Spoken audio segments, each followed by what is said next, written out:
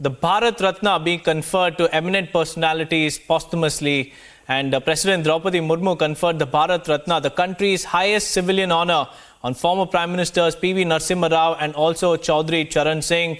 Agriculture scientist M.S. Swaminathan and two-time former Bihar Chief Minister Karpuri Thakur were also accorded the Bharat Ratna posthumously at a ceremony held at the Rashtrapati Bhavan in the national capital. Now, President Murmu conferred Bharat Ratna upon agronomist M.S. Swaminathan, and his daughter Nitya Rao also came to collect the award. The President also conferred the Bharat Ratna award upon former Indian Prime Minister Chaudhry Charan Singh at the Rashtriya Bhavan as well. Chaudhry Charan Singh's grandson Jayant Singh received the award on today, and the Bharat Ratna award was also awarded to the former Prime Minister P.V. Narasimha Rao, and it was received by son P.V. Prabhakar Rao. Let's listen into some reactions coming in.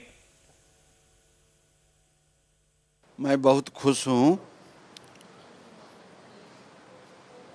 वर्षों से लंबित मांगें पूरी हुई। मैं अपनी तरफ से, अपने परिवार की तरफ से, बिहार की शोषित, पीड़ित, लांछित की तरफ से, भारत की जनता की तरफ से भारत सरकार के प्रधानमंत्री श्री नरेंद्र मोदी जी को और राष्ट्रपति को बधाई देता हूँ, कृतज्ञता व्यक्त करता हूँ कि उनके जैसे लोगों के लिए ये पहला अवसर है जो सादगी, ईमानदारी, कर्मठता, संघर्षशीलता के बदौलत जो जिसके लिए वो लड़े मरे, उसको भारत सरकार ने सम्मानित करने का काम किया। मैं कृतज्ञता ज्ञापित करता हूँ। ये मांग कई वर्षों से चली आ रही थी कि कर्पूरी ठाकुर साहब को भारत रत्न से सम्मानित किया जाए, लेकिन क्या ये उम्मीद थी कि जब उनके जन्म का 100वां वर्ष होगा उस दौरान इस तरीके से सम्मान से आपको नवाजा? नहीं, ऐसी कोई बात नहीं है, ऐसी कोई बात नहीं है। भारत सरकार ने सोचा, जनता की आवाज़ को सुना, माननीय मुख्यमंत्री जी के प्रस्तावों को देखा, तो देखने के बाद उन्होंने ये कदम उठाया। मैं इसको दूसरे रूप में नहीं लेता हूँ। जो उन्होंने किया है बहुत अच्छा काम किया है। जिस दिन घोषणा हुई और आज जिस तरीके से आपको सम्मान मिला, किस तरीके से, मतलब क्या रिएक्शन रहा? बहुत अच्छा, बहुत अच्छा। मैं स्वप्न में भी नहीं सपना सकता था कि ये दिन मुझको देखना पड़ेगा, क्योंकि 36 वर्षों से संघर्ष होते आ रहे थे।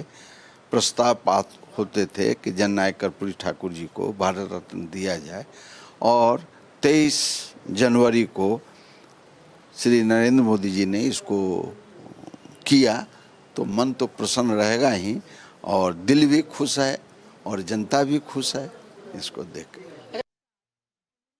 क्या कहेंगे जिस तरीके से अगर आज दादाजी को आपको पूरे तरीके से अवार्ड मिला है, क्या कहेंगे? ये हम लोगों के लिए ऐतिहासिक पल है। ये मतलब मैं दिल से बता रही हूँ कि हर चीज़, कोई चीज़ नहीं, सिंप्लिसिटी, एजुकेशन और लोगों के प्रति जो उनके प्रति सेवा की भावना थी उनकी, वो सारी, मतलब सारी चीज़ें, वो लोगों की अपने से ज़्यादा वो दूसरे के बारे में सोचते थे। उनकी जो काम करने की ये थी, दिन रात, चाहे वो रात में भी आते थे, उनका टाइम मैनेजमेंट बहुत ज़्यादा, चूँकि टाइम उनका उतना मैनेज नहीं होता था, लेकिन जितने देर वो आते थे, रात में भी अगर मैं देखती थी कि रात में भी आते थे, तो खाना जितनी देर खाते रहते थे उतनी देर वो किसी दूसरे को कहते थे तुम बुक पढ़ो, मैं सुन रहा हूँ, उतनी देर। तो वो चीज़ जो है ना, वो बहुत, मतलब उनकी हर चीज़ ही शिक्षा थी। उसको आप कहीं ये नहीं कह सकती हूँ मैं कि ये चीज़ कम है, ये चीज़ ज़्यादा है, वो हर चीज़ ही उनकी, मतलब अब के तरह से बिल्कुल अलग, बिल्कुल डिफरेंट। और मतलब आज वो सारी चीज़ें एक इतने बड़ा तोहफा लाने के लिए हो गया, तो ये बहुत बड़ी चीज़ है। और हम लोगों को, मतलब वाकई में उनको, उनके जीन से ही आया। मैं तो रोज़ देखती थी उनको। अच्छा, वो दौर चिट्ठियों का था, उस दौरान फ़ोन नहीं था, उस तरीके से इंटरनेट था गांव देहात तक, तो उन चिट्ठियों के दौरान, क्योंकि घरों में उस दौरान चिट्ठियाँ आती होंगी, लोग मिलने आते होंगे, तो कोई ऐसा किस्सा, कोई ऐसी बातें जो आपको याद आती है और लगता है हाँ यार क्या बात है? नहीं, हमारे यहाँ लैंडलाइन हुआ करता था, लेकिन चिट्ठियाँ हमें तो नहीं, हमने जो कागज़ पत्र आते थे उनको कई दफ़ा रहा होगा ना कि यार कुछ है इसमें। हाँ, बहुत सारे पेपर्स आते थे, बहुत सारे पेपर्स आते थे, लेकिन वो ऑफिशियल आते थे, वैसी कोई चीज़। कुतूहल होता था बचपन में? हाँ, बचपन में वैसे हम लोगों को नहीं था, हमारा घर ऊपर था, तो वो ऑफिस से बिल्कुल हम लोगों फैमिली को बिल्कुल अलग रखे थे। उनकी फैमिली बिल्कुल अलग होती थी उनके कामों के बीच से, तो वैसा कुछ नहीं होता था, लेकिन पेपरों का खजाना भरा रहता था उनके रूम में, हर जगह। मतलब उनके लिए उनके जीवन में पेपर के अलावा कुछ होता ही नहीं था।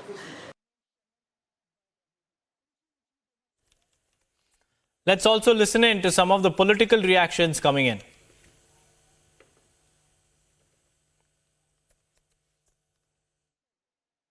तो मैं समझता हूँ कि कर्पूरी जी को जो ये भारत रत्न दिया गया है वो उसके पूरी तरह से हकदार थे, योग्य थे।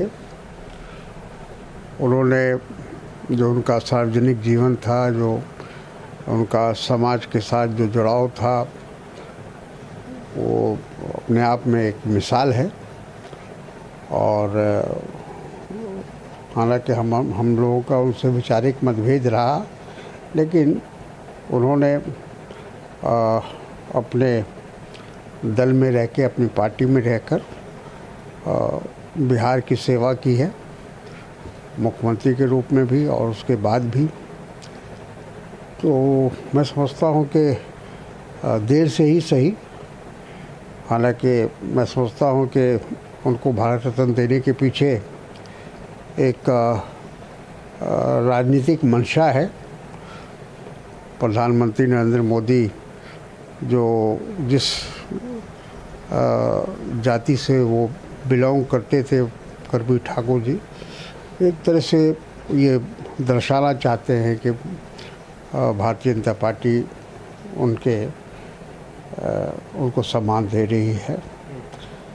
लेकिन ये अगर सम्मान देना था तो बहुत पहले देने की आवश्यकता थी। 10 साल से नरेंद्र मोदी जी प्रधानमंत्री हैं, इस 10 साल की पीरियड में उनको देना चाहिए था। कर्पूरी ठाकुर जी तो सामाजिक न्याय के पुरोधा थे, इसीलिए उनको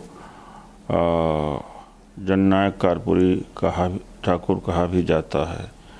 आरक्षण के बहुत मजबूत पक्षधर थे और मोदी जी जब से आए हैं आरक्षण करीब करीब ख़त्म कर रहे हैं। तो ये तो विरोधाभास है।